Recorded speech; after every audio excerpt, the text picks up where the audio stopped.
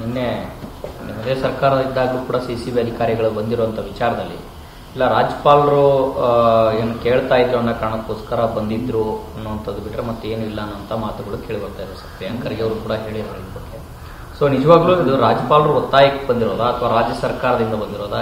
ನಿಮ್ಗೇನಾದ್ರೂ ಮಾಹಿತಿ ಇದೆಯಾ? ಏನಾಗಿದೆ ಈಗ ರಾಜ್ಯಪಾಲರಿಗೆ ಭಾರತೀಯ ಜನತಾ ಪಾರ್ಟಿಯವರು ಒಂದು ಕಂಪ್ಲೇಂಟನ್ನು ಕೊಟ್ಟಿದ್ರು. ಅದನ್ನು ವಿಚಾರಣೆ ಮಾಡಿ ನಮಗೆ ತಿಳಿಸಿ ಅಂತ ಹೇಳಿರ್ಬೋದು ರಾಜ್ಯಪಾಲರು. ರಾಜ್ಯಪಾಲರು ಅವರು ಸಂವಿಧಾನದ ಮುಖ್ಯಸ್ಥರು, ಅವರು ಕಸ್ಟೋಡಿಯನ್ ಆಫ್ ದಿ ಕಾನ್ಸ್ಟಿಟ್ಯೂಷನ್ ಅಂತ ಹೇಳ್ತೀವಿ ರಾಜ್ಯದಲ್ಲಿ.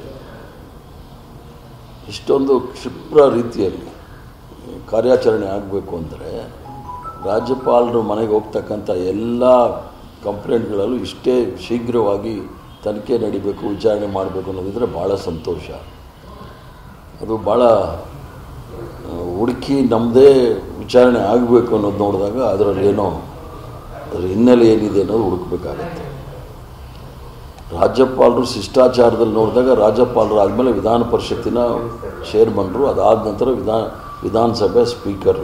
ನಿಮ್ಮ ಉಬ್ಬಿದ ರಕ್ತನಾಳಗಳ ಸಮಸ್ಯೆಗೆ ಎವಿಸ್ ಆಸ್ಪತ್ರೆಯಲ್ಲಿ ಕೇವಲ 30 ನಿಮಿಷದ ಲೇಸರ್ ಚಿಕಿತ್ಸೆಯೊಂದಿಗೆ ಮುಕ್ತಿ ಹೊಂದಬಹುದು. ಹೆಚ್ಚಿನ ವಿವರಗಳಿಗಾಗಿ ಸಂಪರ್ಕಿಸಿ 8088837300. ನಾನೊಬ್ಬ ವಿಧಾನ ಪರಿಷತ್ತಿನ ಸದಸ್ಯ. ರಾಜ್ಯಪಾಲರು ಹೇಳಿದ ಮೇಲೆ ಪೊಲೀಸವರು ಬರಬೇಕಾದ್ರೆ ಅವರು ಮುಖ್ಯಮಂತ್ರಿ ಅಥವಾ ಹೋಮ್ ಮಿನಿಸ್ಟರ್ನ ಕೇಳಬೇಕಾದಿಲ್ಲ. ಅವರು ನಮ್ಮ ಚೇರ್ಮನ್ನ ಕೇಳಿ ನಾವು ಈ ಥರ ಹೋಗ್ತೀವಿ ಅಂತ ಹೇಳಬೇಕು. ಶಿಷ್ಟಾಚಾರದ ಉಲ್ಲಂಘನೆ ಕೂಡ ಮಾಡಿದ್ದಾರೆ ಈ ಪೊಲೀಸರು. ಆದ್ದರಿಂದ ಅದು ರಾಜಕೀಯವಾಗಿ ನೋಡಬೇಕಾದ್ರೆ ಅದನ್ನು ಹಲವಾರು ದೃಷ್ಟಿನಲ್ಲಿ ನೋಡ್ಬೋದು. ಅದಕ್ಕೆ ನೆನ್ನೆ ಬಂದವ್ರಿಗೆ ಏನು ಹೇಳಬೇಕು ಅದನ್ನು ಹೇಳಿ ಕಳಿಸಿದ್ವಿ. ಸರ್, ಈಗ ರಾಜಕೀಯ ಒಂದು ಶಿಷ್ಟಾಚಾರದ ಉಲ್ಲಂಘನೆ. ಎರಡನೇದ್ದು ಸರ್, ಸರ್ಕಾರದ ಗಮನಕ್ಕೆ, ನಿಮ್ಮದೇ ಸರ್ಕಾರ ಇದೆ, ಸರ್ಕಾರಕ್ಕೆ ಗಮನಕ್ಕೆ ಬಾರದೇನೆ, ಗೃಹ ಇಲಾಖೆಗೆ ಗಮನಕ್ಕೆ ಬಾರದೇನೆ, ಇದೆಲ್ಲವೂ ಕೂಡ ನಡೆಯುತ್ತೆ ಅಂತ ಅನ್ಸುತ್ತೆ ಸರ್. ಪೊಲೀಸ್ ಕಮಿಷನರ್ ಅವ್ರು ನನಗೆ ಮಾತಾಡಿದಾಗ ಮುಖ್ಯಮಂತ್ರಿಗಳ ಗಮನಕ್ಕೆ ತಂದಿದ್ದೀವಿ ಅಂತ ಹೇಳೋದು. ಗೃಹ ಸಚಿವರಿಗೆ ಸಂಪರ್ಕ ಮಾಡಿದಾಗ ಅವ್ರಿಗೆ ವಿಚಾರ ಗೊತ್ತಿರಲಿಲ್ಲ. ನನ್ನಲ್ಲಿ ಹೋದ ನಂತರ ಪೊಲೀಸರು ಬಂದು ಹೋದ ನಂತರ ಅವ್ರಿಗೆ ಗೊತ್ತಾಗಿದೆ.